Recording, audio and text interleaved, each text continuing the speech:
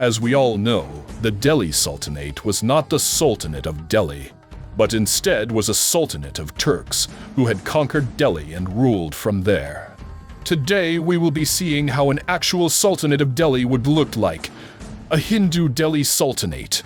For this, we must first select a dynasty of Delhi. I have chosen the Tomaras as they are the closest dynasty to our time which ruled Delhi and was of Delhi unlike the later Chauhans who were of Rajasthan. At this tumultuous time after the fall of the Pratihara Empire, the Tomaras were very weak as compared to their neighboring powers of the Chauhans and Gahadvalas, both in size and in military might. After the fall of the Hindu Shahis and later the establishment of the Delhi Sultanate made horses a monopoly of the Turks, which they would use to great effect shown by the first Sheikh of Devagiri, today known as Dulatabad, which was only possible because of how slow the Hindu army was, which was again caused by the shortage of horses. So to give Tomaras an edge over their more powerful neighboring powers, we must give them the idea of buying Turkic horse archers from the Muslim empires. These Turks need to be of pagan Tengri origin to not desert like so many Muslims did when fighting against other Muslims. The most famous example is of the battle which destroyed the powerful Indian Vijayanagara Empire of the south. For it not to be just another sultanate of Turks, we must give the idea of freeing the Turkic slave soldier if they are able to teach their valuable art of horse archery to the Indians in the Tomara Delhi's army. Now we have set the stage for the expansion of the Tomara, and with them, the Hindu Delhi Sultanate. The Tomaras, after building a sufficiently powerful and fast army, now move their sights towards the prosperous Ganges, which they conquer so swiftly that they feel confident to also win in Bengal, which they also do.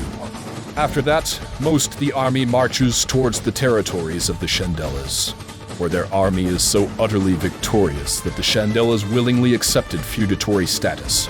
In the meanwhile, an army was dispatched to conquer the northwestern lands, but unfortunately the army was defeated.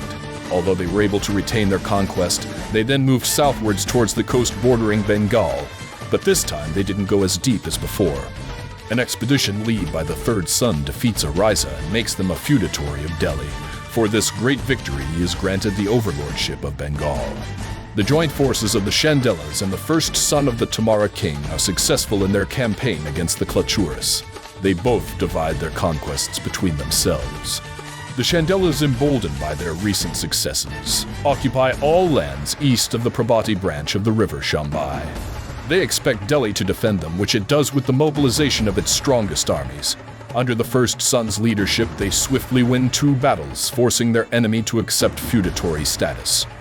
Before returning to Delhi, he told his feudatory to recapture Jaisalmer from the hands of the bloodthirsty Turks who destroyed its temples and massacred its people. The Empire of Delhi is able to invade Punjab with ease as the Ghurids are distracted with their feudatory. Delhi then embarked on a campaign of liberation of western India. They swiftly captured Punjab, after which they marched southwards to send with half their army under the eldest son. He stationed half to protect and guard Punjab from the Ghurid retaliation. Meanwhile in the east, Orissa declared its independence from Delhi. But this was short-lived as the third son, who had won Bengal, recaptured it once again.